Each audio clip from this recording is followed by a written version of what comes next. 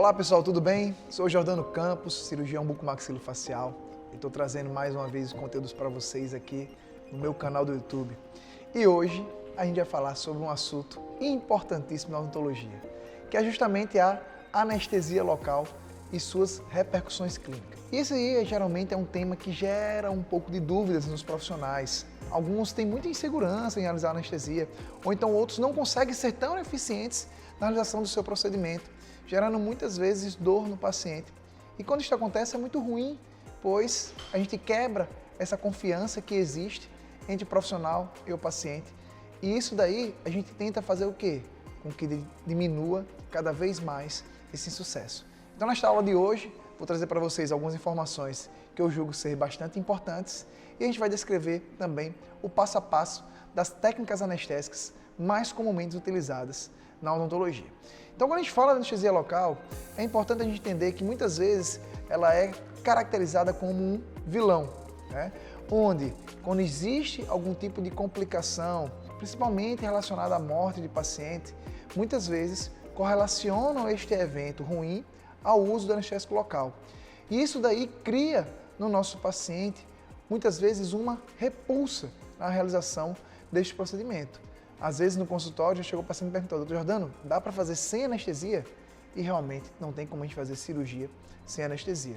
Porque o medo da anestesia às vezes é muito maior do que o medo do paciente se tirar dor do procedimento. E a gente tem que justamente modificar isso daí. Trazer ela, em vez de ser o vilão, de ser o mocinho da odontologia. Então a gente vai falar muito sobre isso aí na aula de hoje. Quando a gente fala de anestesia local, é importante a gente fazer o quê? A definição dela. Então, por definição, a anestesia local é a perda da sensibilidade causada por uma depressão da excitação nas terminações nervosas ou uma inibição no processo de condução dos nervos periféricos. Quem fez essa definição foi o Malamed, que é o autor que mais tem conteúdo disponibilizado em livros e em artigos sobre anestesia local. Então, não tem como você, cirurgião dentista, não ter lido o livro dele. Então, sugiro isso daí fortemente para todo mundo. E que a gente pode dizer também que é uma interrupção temporária do impulso nervoso da área de intervenção. Ela é o quê? Temporária. Então, ela não deve ser permanente, tá certo, pessoal? E para a gente entender um pouquinho da anestesia local, é importante a gente entender como é que ocorre a transmissão de um impulso nervoso. Então, quando você tem ali um neurônio sensitivo, ele geralmente no repouso vai estar o quê? Com o interior dele negativo em relação ao exterior.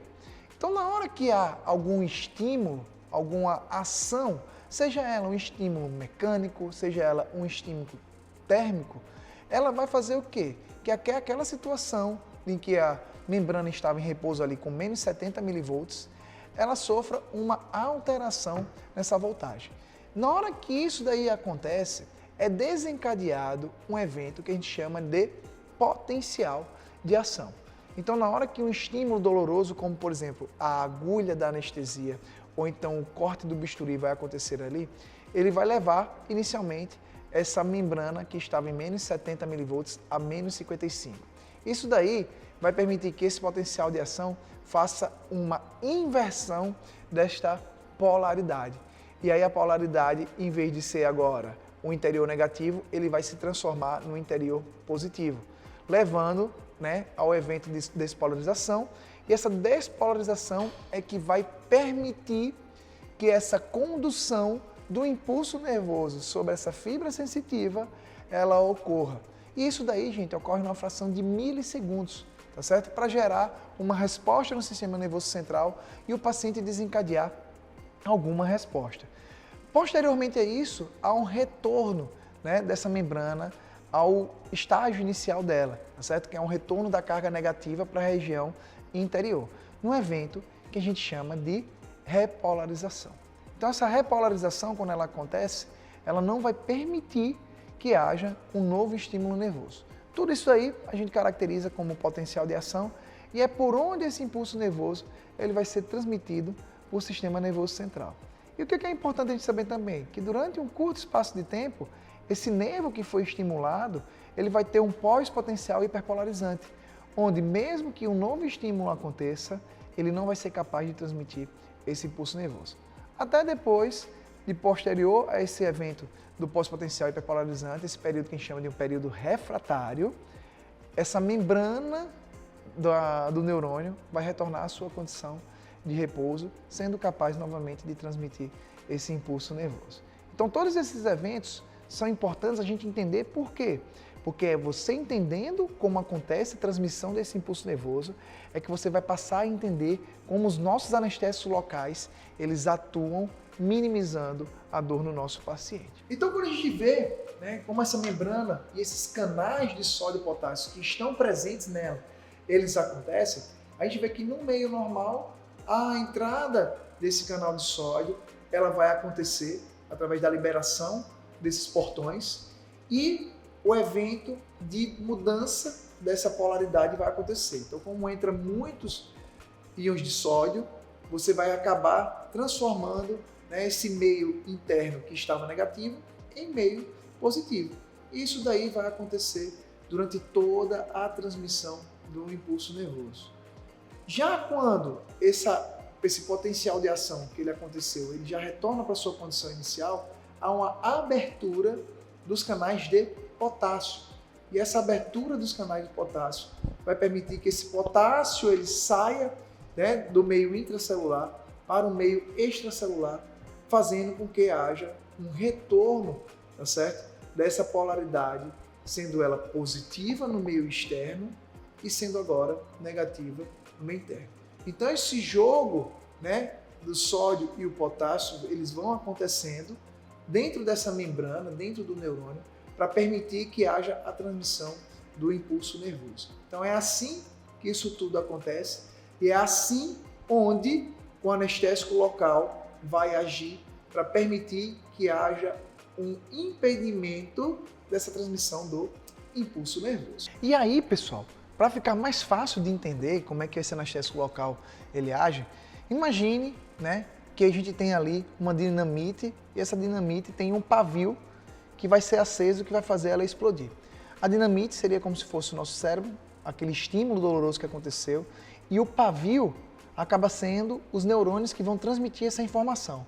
Então o anestésico local ele tem que ser depositado aonde? Justamente próximo a esse pavio, para que haja um bloqueio dessa transmissão e, consequentemente, a dinamite ela não explode e o paciente não sinta dor. E como é que isso daí ele pode acontecer, Jordano? Existem diferentes formas da gente induzir essa anestesia local. O paciente pode ter sido vítima de algum trauma mecânico e nesse trauma mecânico foi removido as terminações desses neurônios sensitivos, impossibilitando de ter a ativação dele.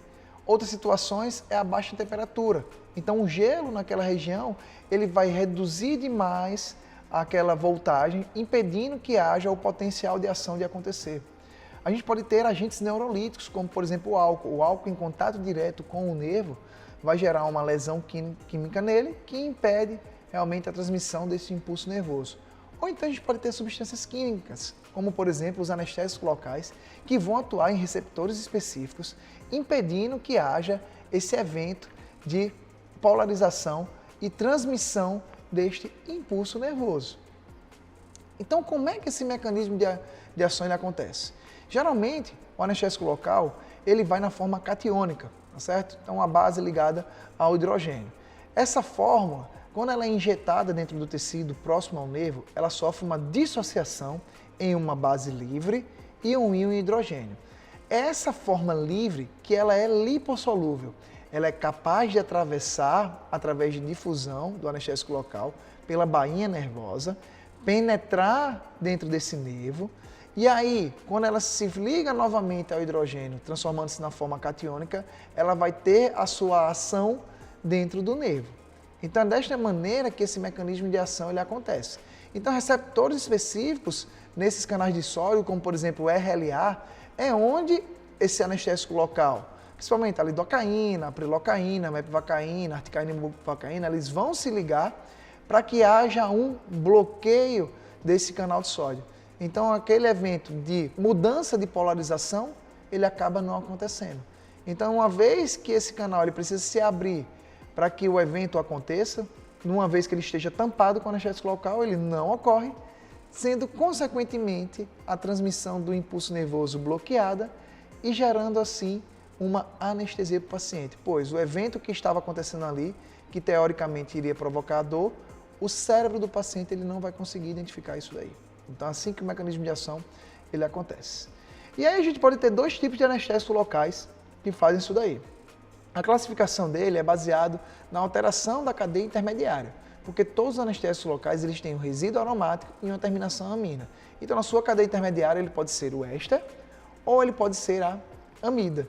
O éster a gente tem exemplo, a procaína, a benzocaína, a cocaína. Então, hoje a gente não tem mais anestésicos de tipos ésteres injetáveis. A gente só tem a benzocaína, que é utilizada como anestésico tópico.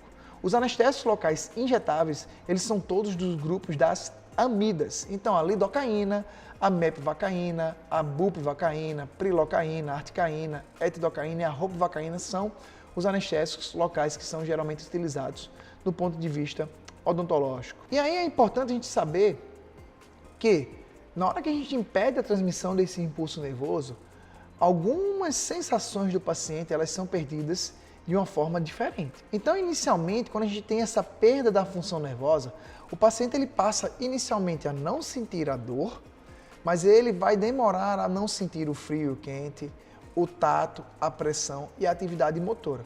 Então, por isso, é muito importante você, cirurgião dentista, quando for atender o seu paciente, fazer uma anestesia local nele, você conversar com ele sobre a seguinte situação.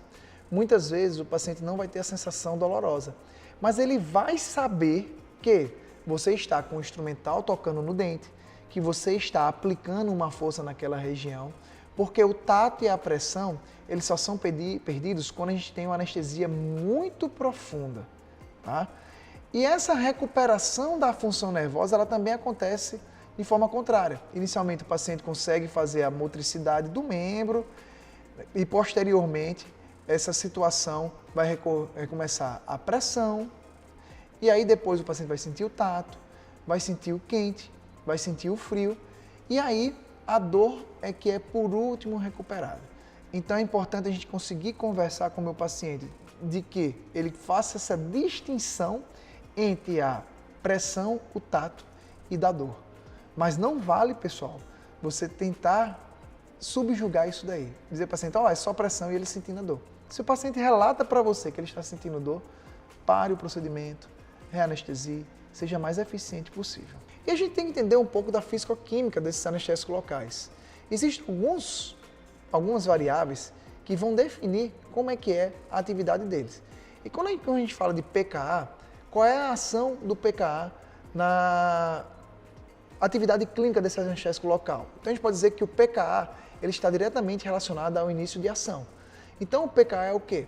Quanto mais próximo for o PKA dessa substância que a gente está inserindo do pH normal daquele meio, mais rápido aquele anestésico ele vai agir. Então se o PKA do meio anestésico ele é muito distante do pH do meio, esse anestésico local ele demora a se dissociar para que ele tenha uma ação clínica. Já a solubilidade aos lipídios, a gente está diretamente relacionado ao quê? À potência anestésica. Por quê? A gente entende que a membrana ela é lipofílica, a membrana nervosa. Consequentemente, se você tem um anestésico local que ele é solúvel aos lipídios, ele vai conseguir atravessar essa membrana de forma mais eficiente, aumentando assim a sua potência anestésica. Já a ligação proteica, que é a relação desse anestésico local com aqueles receptores, eles estão diretamente relacionados à duração dessa anestesia local. E por fim, a atividade vasodilatadora, que é o quê? Muitas pessoas não sabem, mas todo anestésico local, ele tem como atividade uma ação vasodilatadora. Então o que acontece? Na hora que a gente insere uma base anestésica sem vasoconstrictor, ela vai promover ali uma vasodilatação, um aumento do calibre dos vasos, o maior sangramento naquela região, consequentemente uma menor potência desse anestésico e duração da anestesia. Então, quando a gente entende um pouco desses fatores da fisicoquímica do anestésico local, isso ajuda você a definir qual a base anestésica melhor que você vai utilizar para determinados procedimentos odontológicos. Se eu vou fazer uma cirurgia que vai demorar muito, eu preciso do anestésico que ele tenha uma boa ligação proteica, que ele dure mais tempo, que ele tenha uma potência maior, que ele seja mais solúvel a lipídios. Mas se eu vou fazer um procedimento que muitas vezes não vai gerar dor e ele é relativamente rápido, eu não preciso dessas atividades. E eu tenho que entender também que todo anestésico local ele tem um tempo de latência. Ele demora a ter o início de ação. Isso está relacionado ao pKa. Então a gente tem que conhecer essas propriedades físico-químicas para escolher melhor os anestésicos locais que a gente utiliza. Então, continuando, as bases anestésicas mais comuns do ponto de vista odontológico são as lidocaína, a mepivacaína, a prilocaína, a articaína, a bupivacaína e a benzocaína. Essas daí é o que a gente acaba encontrando mais. Aqui no Brasil, a bupivacaína praticamente a gente não utiliza no dia a dia da prática odontológica, porque a gente não encontra ela facilmente em tubetes. Mas todas essas outras que eu mencionei, sim. E aí a gente tem o papel dos vasoconstrictores, que muitas vezes eles foram tratados como vilão, que não pode utilizar o vasoconstrictor. No entanto, ele tem um papel fundamental na eficiência da nossa anestesia local. Então, que papel é esse, Jordano? A sua função é diminuir o sangramento no local. Através de que atividade? Da constricção desse vaso. Consequentemente, quando ele vai diminuindo esse sangramento no local, ele vai reduzindo a absorção desse anestésico local pelo sistema cardiovascular.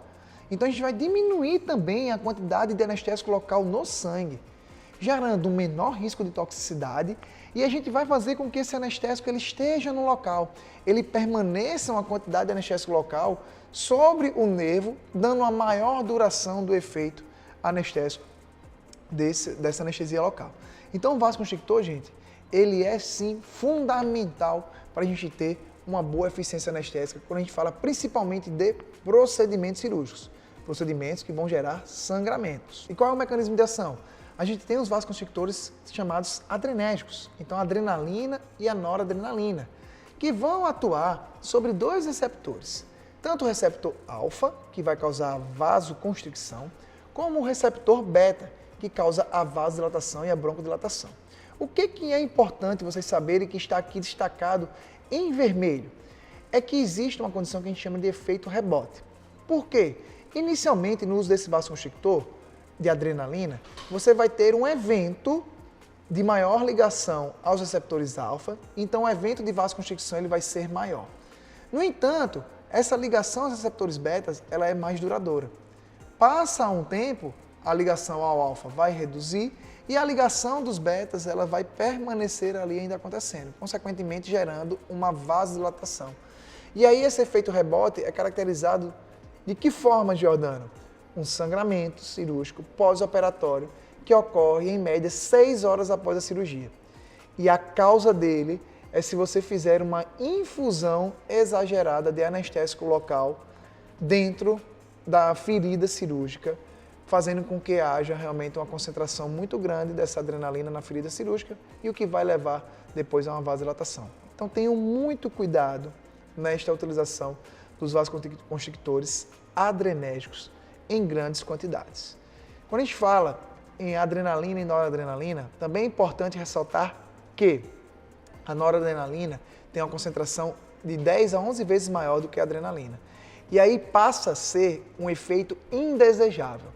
Por isso que a gente não deve utilizar na nossa prática clínica a noradrenalina como vasoconstrictor, pois ela causa uma isquemia tão severa que neste caso vai levar a uma possível necrose tecidual. Então, anestésicos locais com noradrenalina eu não sugiro a utilização. Mas nós temos também outros vasoconstrictores, como a fenilefrina, que estes têm atividade somente nos receptores alfa. Só que essa potência dele é de 20 vezes menor do que a adrenalina. E geralmente a fenilefrina ela é associada à lidocaína, no famoso Novocol. É um anestésico local que basicamente encontra-se em todas as unidades básicas de saúde ou em muitos consultórios odontológicos. Mas para procedimentos cirúrgicos, como por exemplo extrações dentárias, ele pode não ser interessante, porque a potência desse vasoconstrictor ela não é tão acentuada. Então a hemostasia ela não vai ser tão eficiente como, por exemplo, você utilizar a adrenalina. Já a felipressina, ela é para aqueles casos onde ela vai ter uma atividade somente sobre a musculatura lisa. Então imagina só, todos esses dois, a adrenalina e a fenilefrina, elas vão ter atividade sobre receptores alfas. Que isso daí pode gerar uma atividade sistêmica, né? Às vezes um aumento da frequência cardíaca e da pressão arterial. Já naqueles pacientes que não podem de jeito nenhum sofrer esse tipo de alteração, a felipressina, ela atua diretamente sobre a musculatura lisa vascular e geralmente ela é associada à prilocaína. E onde é que a gente tem que ter cuidado no uso da felipressina? Falei na aula anterior para vocês, na paciente que é gestante. Essa paciente que é gestante, a gente tem que ter cuidado por quê? Porque a musculatura intrauterina, ela também é composta de músculos lisos. E aí você pode gerar a contração indesejável deste tipo de músculo. A gente pode ter situações onde a gente vai ter uma contraindicação do uso desses anestésicos locais. A gente pode dividir em duas situações, tá certo? Uma contraindicação absoluta ou então uma contraindicação do tipo relativa. A contraindicação ela pode ser absoluta quando? Quando a gente tem uma alergia comprovada ao anestésico local. Então, por exemplo, o paciente tem uma alergia aos ésteres. Se esse paciente tem uma alergia ao éster, a gente não pode utilizar nenhum fármaco que seja desta família. E também existe a situação onde os pacientes apresentam alergia ao bisulfito, que é o quê? Um conservante que é utilizado em todos os anestésicos locais que têm vasoconstrictor. Se o paciente tem alergia ao bisulfito, ele não vai poder ser utilizado nenhum tipo de anestésico com vasoconstrictor. Então isso daí é uma contraindicação absoluta. Já as contraindicações relativas, elas são maiores, tá? Como, por exemplo, o paciente que tem a colinesterase plasmática atípica. Esse paciente, a degradação do ésteres é feita pela pseudocolinesterase plasmática. Quando ela é atípica, esse paciente ele não vai ter a condição de eliminar esse éster de forma adequada. Então, esse paciente só pode utilizar o anestésico do tipo amida. Naquele paciente que já teve metemoglobinemia idiopática congênita, a prilocaína não deve ser utilizada. Por quê? A degradação dela vai gerar um composto chamado de ortotoluidina, que ele acaba desencadeando o evento de metemoglobinemia. Então, você deve escolher outras bases anestésicas. Naqueles pacientes que apresentam uma disfunção hepática significativa, esses pacientes não devem ser utilizados os anestésicos amidas, tá? Pois essa amida ela é degradada onde? Pelas enzimas microsomais hepáticas. Então, se a gente tem uma doença hepática muito acentuada, há uma grande chance dessa amida não ser degradada e a gente gerar uma sobredosagem desse anestésico local. Naqueles pacientes que têm uma disfunção renal bastante grave, a gente deve também ter o cuidado na quantidade de anestésico que a gente vai utilizar, pois a eliminação das amidas ela é feita pelos rins. Consequentemente, se a gente utilizar em uma quantidade clínica um pouco maior, você pode gerar também uma sobredosagem. Naquele paciente que tem uma doença cardiovascular significativa, a gente deve evitar o uso de altas concentrações dos vasoconstrictores. Por isso que a Sociedade Americana, a American Heart Association, ela só vai permitir a utilização de 2 tubetes. Então a gente tem que ter um cuidado na quantidade de anestésico local que a gente vai utilizar. E naqueles pacientes que apresentam uma condição clínica chamada de hipertireoidismo. Esse hipertireoidismo clínico, ele também vai ter uma relação direta com uma maior sensibilidade desses vasoconstrictores. Então, no paciente que tem hipertireoidismo, ele já tem uma frequência cardíaca e uma pressão arterial alterada. Consequentemente, se esse paciente utilizar um vasoconstrictor, ele vai ter um aumento significativo desses 2 parâmetros, podendo trazer algum prejuízo clínico para este paciente. Existe uma outra situação clínica que ela gera bastante medo nos dentistas. É justamente a anestesia local naqueles sítios que estão infectados. Mas muita gente não sabe o porquê de anestesia local ela não funcionar nesses sítios infectados. E aí o que é importante?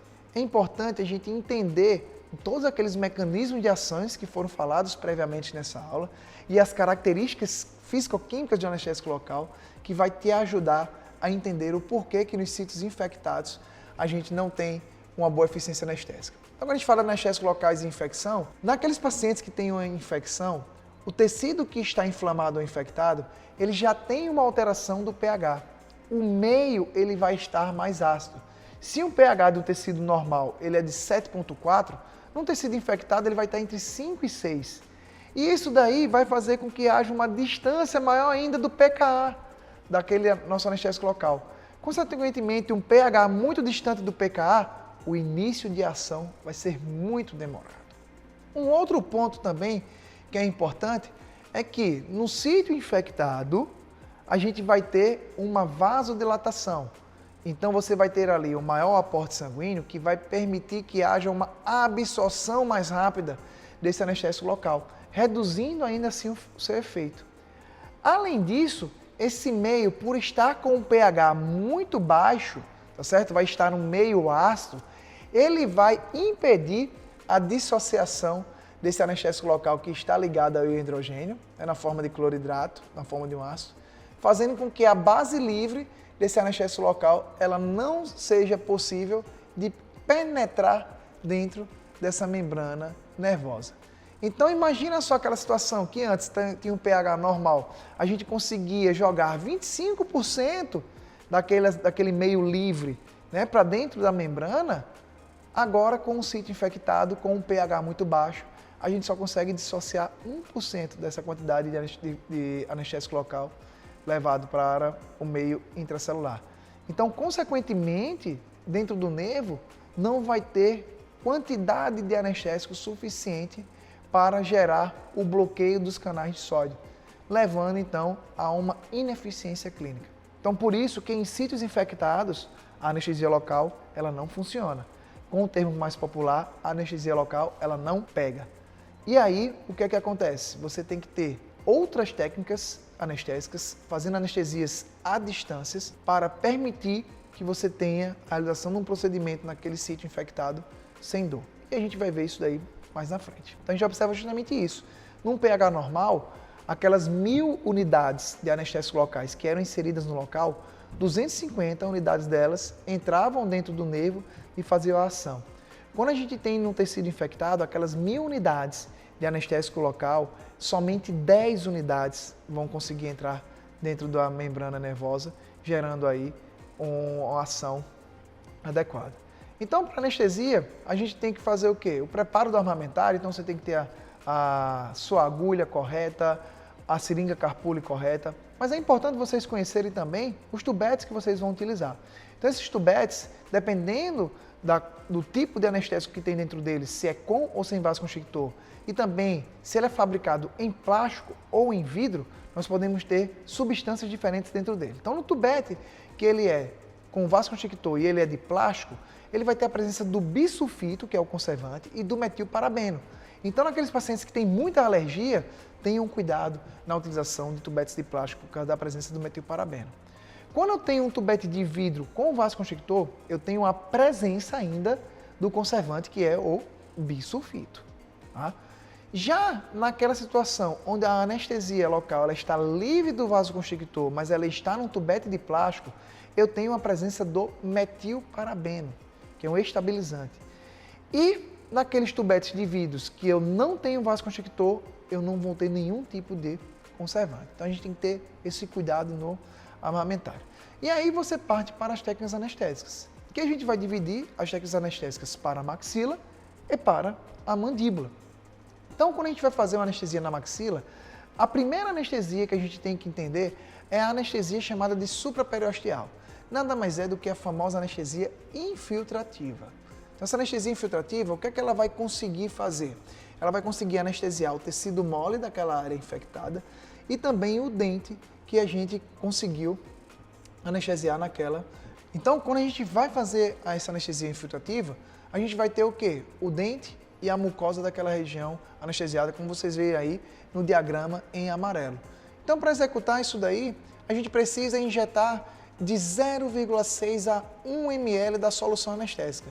E no nosso anestubo, como vocês podem ver aí, a gente tem um tubete de 1,8 ml. Então, a gente com 1/3 desse tubete, ou um pouco mais da metade, a gente já consegue fazer essa anestesia infiltrativa. Então, o que é importante? Você pode, para minimizar isso aí, utilizar um anestésico tópico naquela região, que ela seja, primeiramente, enxugada com algum tipo de gaze, e esse anestésico tópico tenha um contato direto com a mucosa. Posteriormente a isso, você vai selecionar a área que você quer anestesiar, o dente que você quer anestesiar, e você penetra com essa agulha, fazendo com que a agulha atinja pelo menos a altura do ápice do dente que você gostaria de atuar. Então, como é que você vai observar que deu certo?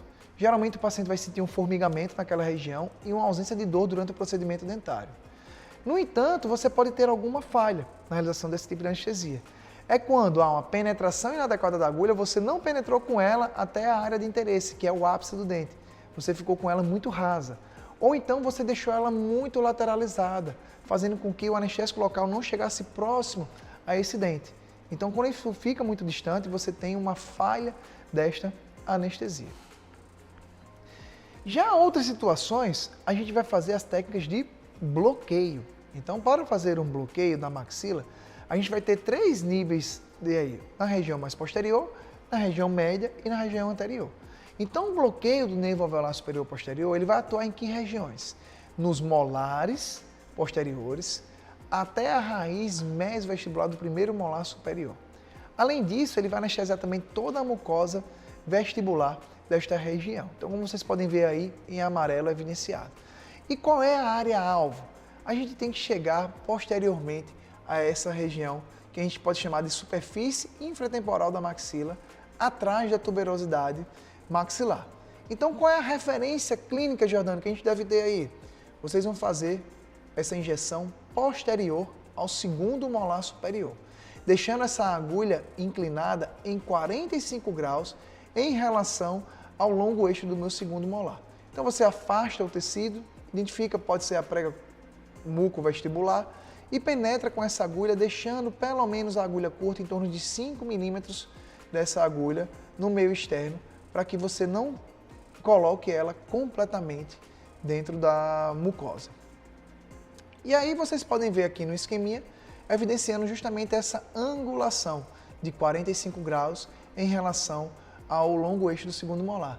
E qual é a quantidade de anestésico que a gente vai ter que fazer aí? Você pode fazer um tubete inteiro, 1,8 ml de anestesia local nesta região para a gente ter o bloqueio adequado. E aí, o que é que o paciente vai sentir? Geralmente ele não vai conseguir, neste tipo de bloqueio, identificar qual a extensão da área anestesiada. Mas você vai poder fazer a realização do procedimento nesses dentes posteriores e superiores sem dor durante o procedimento. E as causas de falha, geralmente é porque a penetração da agulha não foi na região adequada. Ou você penetrou com ela muito curta, ou então você jogou ela muito para a lateral, em vez de ir para a direção posterior da região do túber da maxila. Já na região média, você pode fazer o bloqueio do nervo alveolar superior médio. Esse bloqueio do nervo alveolar superior médio, ele vai bloquear que regiões? Do ponto de vista dentário, vai ser o primeiro e o segundo pré-molar, além da raiz mesovestibular do primeiro molar superior, e do ponto de vista do tecido mole, toda a mucosa vestibular, compreendendo esta região. E para fazer essa anestesia, você vai penetrar com sua agulha entre os pré-molares, como vocês veem aí, sem adentrar essa agulha de uma forma muito profunda. Então, desta forma, você consegue bloquear o nervo alveolar superior médio. A quantidade de anestésico vai ser em torno de 0,9, de metade de um tubete, até 2/3 dele, que é de 1,2, para você ter o bloqueio do alveolar superior médio. E aí, geralmente, o paciente vai sentir o lábio superior dormente e não vai ter uma dor durante a realização do procedimento. A causa de falha, geralmente pode ter esse osso do pilar zigomático no local da injeção, evitando que a sua agulha consiga penetrar um pouco mais profundo e fazer a anestesia dessa área. Consequentemente, você vai ter praticamente uma anestesia do tipo infiltrativa, superperiosteal, não vai conseguir bloquear esse alveolar superior médio. Já quando você quer ter uma anestesia mais profunda, dessa região anterior, você pode anestesiar o alveolar superior anterior. Que aí, neste caso, você vai ter uma anestesia que vai da linha média dos incisivos até a região da raiz vestíbulo-mesial do primeiro molar superior e de toda essa mucosa. Além disso, da lateral do nariz, da região da pálpebra. Então, é um bloqueio bastante eficiente. Mas, para isso, você precisa chegar numa região anatômica que a gente chama de nervo infraorbitário, que fica abaixo dessa borda orbitária, seguindo a linha média da pupila do paciente. Então este aí é um ponto de referência anatômico excelente para você fazer o bloqueio do alveolar superior anterior.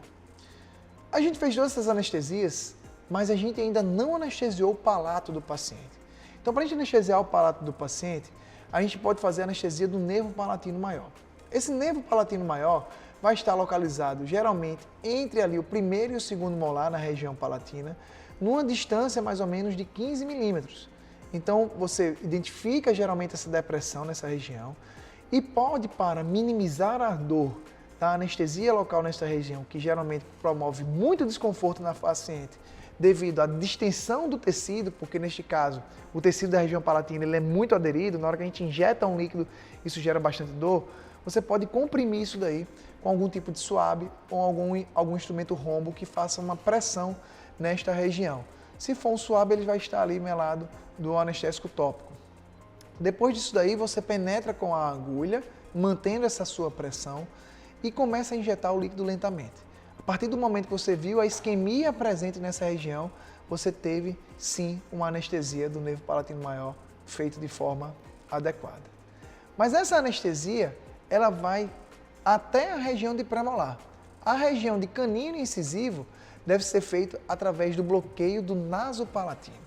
E esse bloqueio do nasopalatino, eu posso dizer a vocês que infelizmente é uma das anestesias mais dolorosas que o paciente pode ter. Como é que a gente pode minimizar isso então, Jordano?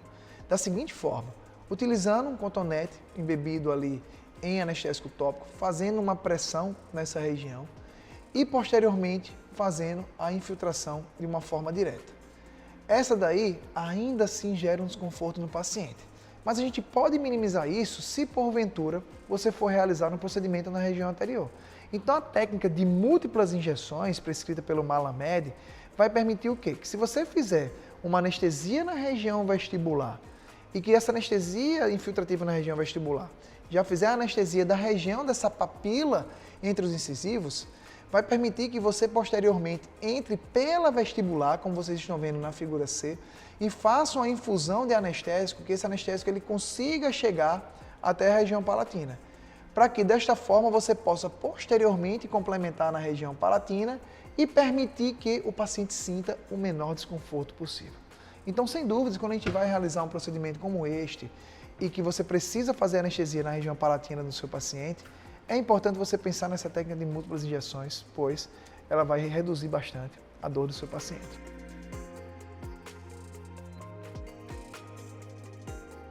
Então, para a gente fazer um resumo dessa intervenção na maxila, vocês veem aí esse diagrama que mostra em vermelho os dentes que foram anestesiados pelo ramo do alveolar superior ou posterior. Em azul, os dentes que são anestesiados pelos ramos alveolares superiores médios. Em verde, os dentes que foram anestesiados pelos ramos alveolares superiores anteriores. Já na região palatina, em azul claro, a gente vê a área anestesiada pelo nervo nasopalatino. Em laranja, a gente vê a área anestesiada pelo palatino maior. O palatino menor, quando a gente anestesia, ele vai promover uma anestesia da região do palato mole. E isso daí, do ponto de vista clínico, não é tão interessante, porque pode gerar uma sensação de desconforto no seu paciente, porque às vezes ele sente que o ar não está passando. E aí acaba gerando essa situação onde o paciente tenta respirar, ele não sente que o ar está passando, ele acha que há algum bloqueio naquela região, onde na verdade não tem bloqueio nenhum. E em roxo, você vai ver que a mucosa alveolar está sendo anestesiada pelos ramos alveolares anteriores, médios e posteriores. Fizemos a anestesia da região da maxila. E para fazer a anestesia da região da mandíbula, o que é importante, Jordano? A gente vê algumas considerações anatômicas. Então a gente entende que na região da mandíbula, o ramo mandibular do nervo trigêmeo, ele vai emitir ali algumas ramificações, como o ramo lingual, o ramo alveolar inferior. Esse ramo alveolar inferior ele vai caminhar por dentro do corpo da mandíbula e vai emergir na região anterior, na área do foname mentoniano, recebendo agora o nome do nervo de nervo mentoniano e que vai emitir também algumas fibras que são chamadas de nervos incisivos. Então, neste ponto aí, a gente tem que ter esse entendimento anatômico para a gente ser bastante eficiente nas nossas anestesias. Então, vocês veem aqui como é que se relaciona o nervo lingual com as estruturas de dentes e glândulas. Então o nervo lingual, diferente do alveolar inferior, ele vai caminhar sobre a face lingual do corpo da mandíbula, ele não vai estar protegido por nenhuma estrutura óssea. Então a gente vai poder também atuar nele de forma direta. É devido a essas características que geralmente na área que é compreendida entre o nervo, a saída do nervo mentoniano para trás, a anestesia do tipo infiltrativa não seja eficiente na mandíbula, porque o nervo ele vai estar protegido pelo osso. Então o anestésico local ele não consegue penetrar de forma tão eficiente se você fizer uma anestesia do tipo infiltrativa na região vestibular dos dentes mandibulares posteriores. Você vai ter uma anestesia da mucosa, mas dos dentes é um pouco mais difícil.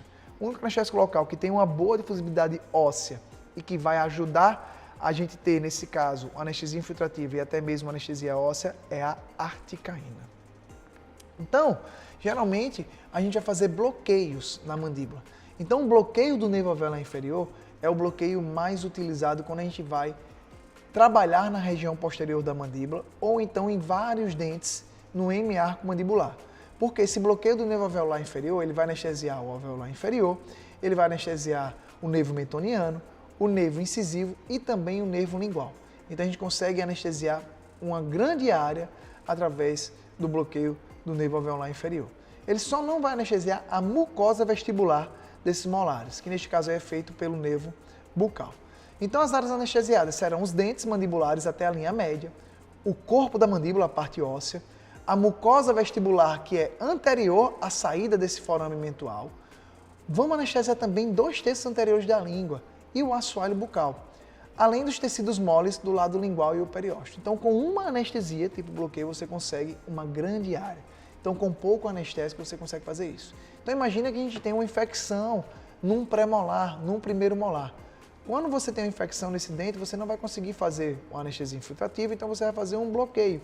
E neste caso, o bloqueio do alveolar inferior, como ele é mais distante dessa área infectada, ele vai permitir que você tenha uma anestesia mesmo o dente estando infectado. Então é importante a gente ver que existe essa área que é uma área chave, uma área onde eu vou penetrar com minha agulha e eu vou anestesiar esse nervo alveolar inferior e ele vai deixar dormente todas essas áreas aqui que vocês estão vendo em verde, os dentes, a mucosa vestibular, até mesmo a área de lábio do lado que você fez a anestesia. Então quais são as indicações do bloqueio? Tratamento de múltiplos dentes mandibulares, se você teve alguma lesão em tecido mole anterior ao forame mentonial e quando você quer também uma anestesia da língua. As contraindicações, se existir uma infecção nessa área posterior, pacientes que têm o risco de autoinjúria, então aqueles pacientes que são pacientes pediátricos ou então pacientes com condições especiais, em que ficar anestesiado muito tempo pode levar esse paciente a ter uma autoinjúria, não é interessante a gente fazer a técnica de bloqueio. E é importante vocês entenderem que pode existir entre 10 a 15% de aspiração positiva nessa região. O que é aspiração positiva? É a gente fazer a anestesia dentro de um vaso. Então, muito cuidado na técnica do bloqueio do nervo alveolar inferior. E aí, quando a gente não pode fazer um bloqueio do nervo alveolar inferior, quais são as alternativas? A gente pode fazer um bloqueio do nervo mentoniano, tá certo? Toda a região incisiva, uma infiltração, a anestesia infiltrativa na região anterior, ou anestesias que a gente pode chamar de periodontal interceptal, quando você vai ao redor ali da região cervical do dente, e técnicas mais avançadas, como a Gauge ou a Vasinane aquinose. No entanto, o que é importante a gente saber? Que aí em verde, como vocês estão vendo, é a nossa área-alvo. Para que o bloqueio do nervo alveolar inferior ele funcione de forma adequada, a nossa agulha ela tem que chegar próximo a essa região.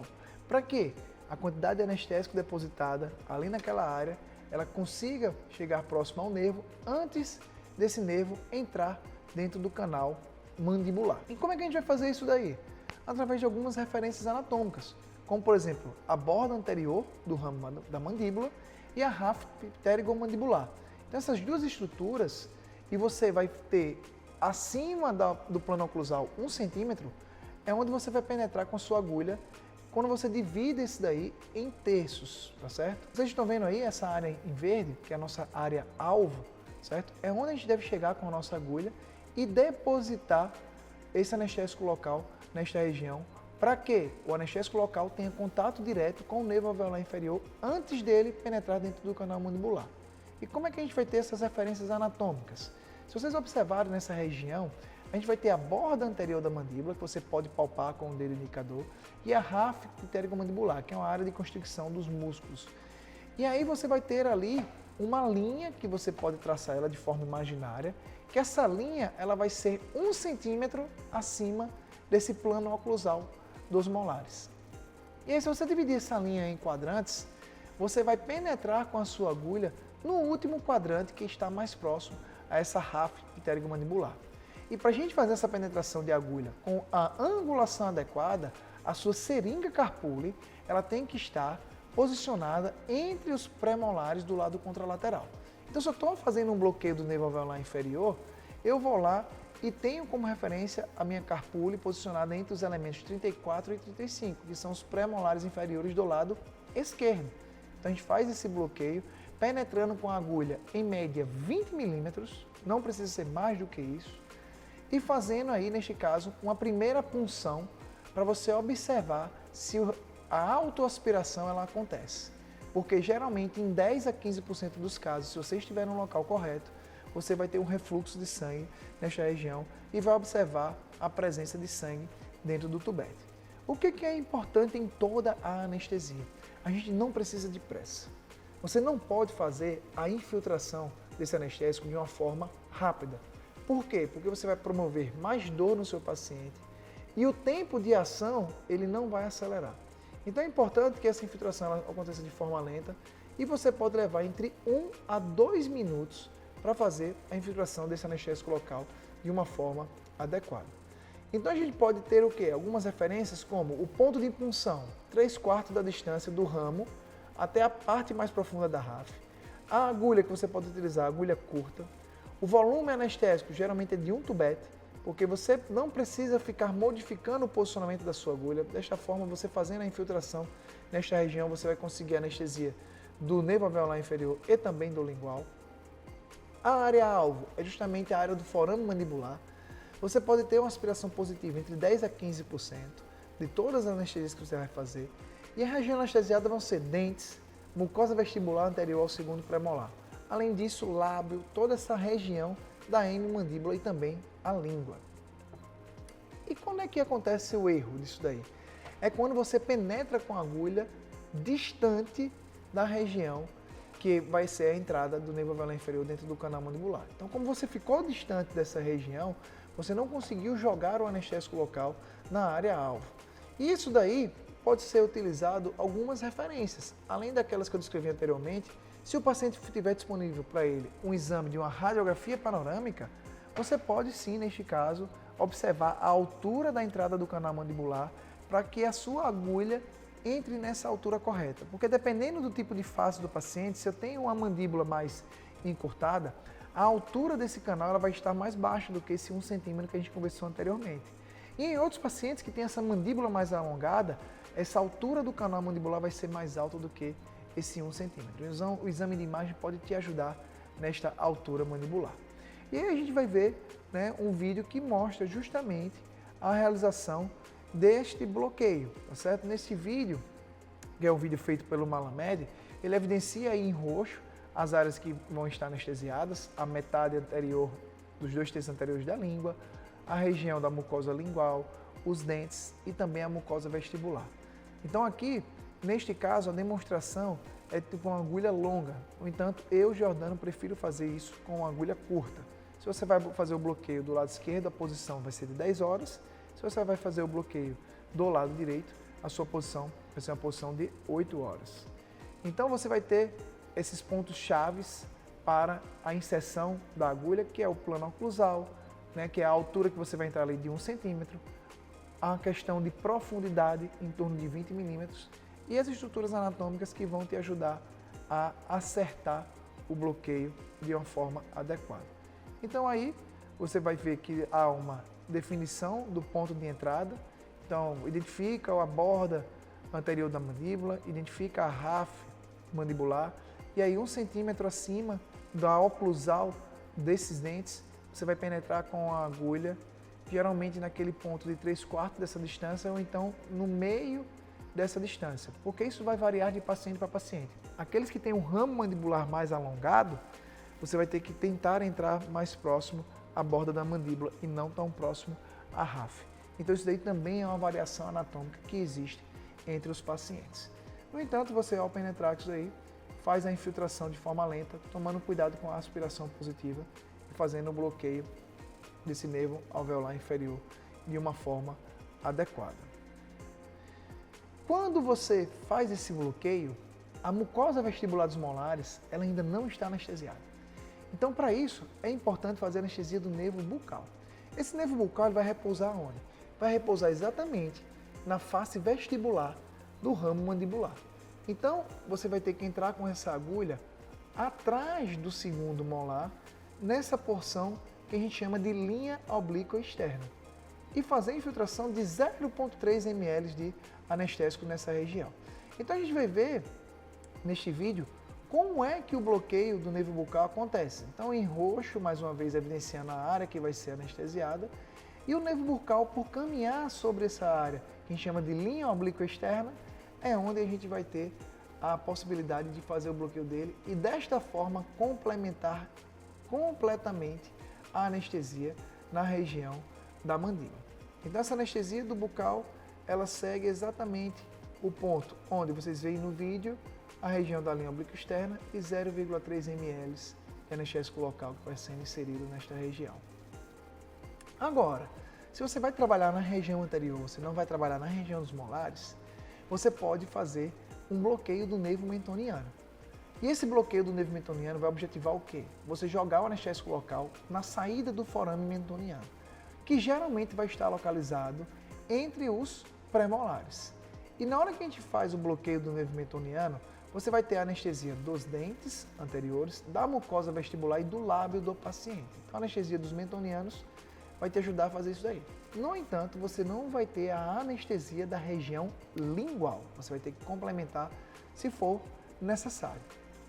Então, o bloqueio do mentoniano, a área alva, como vocês podem ver aí, a saída do forame mentoniano. E aí você pode entrar com a agulha tanto no sentido perpendicular, como também no sentido horizontal ao longo do eixo do dente, permitindo assim que você faça um bloqueio de forma eficiente. E aí a técnica do bloqueio do mentoniano, vocês vão ver nesse vídeo também, como a gente pode conseguir o bloqueio da área da mucosa vestibular, dos dentes que correspondem a essa região, através do bloqueio mentoniano, além disso o lábio nessa região mais externa. Então a agulha curta, onde você vai afastar a mucosa labial do paciente, identificar a área entre os pré-molares e aí nesta região fazer a punção e a anestesia do nervo mentoniano. Então, desta forma, você vai ter um bloqueio mais eficiente desta região anterior com a quantidade de anestésico menor. O que é importante? Após a infiltração desse anestésico, vocês vão observar que há uma formação de uma bolha anestésica. E aí, nesta bolha, você pode massagear para permitir que haja uma difusão mais adequada desse anestésico local para dentro do canal mandibular, aumentando assim a reação desse bloqueio do nervo mentoniano. Então, tudo isso que a gente explicou na aula de hoje são dicas clínicas, é um conhecimento rápido que eu estou trazendo aqui para vocês, mas que no final vocês vão ter que entender que os critérios para a gente fazer uma boa anestesia é o quê? Você saber escolher o seu anestésico, seja adequado para a sua cirurgia, você avaliar a condição sistêmica do seu paciente, você identificar qual tipo de procedimento que você vai realizar. Sabendo desse tipo de procedimento, identificar a duração desse tipo de procedimento e dominar as técnicas que a gente apresentou aqui. Desta forma, você vai conseguir ser eficiente na sua anestesia. Lembrando que eu estou trazendo aqui para vocês alguns insights que eu tenho no meu dia a dia da prática clínica e que desta forma, para a gente difundir esse conhecimento aqui no YouTube. Mas sem dúvidas, a leitura complementar e a realização dos nossos cursos aqui no Ionatal vão te ajudar a se formar muito melhor na realização das técnicas anestésicas. Então, mais uma vez, obrigado e até mais.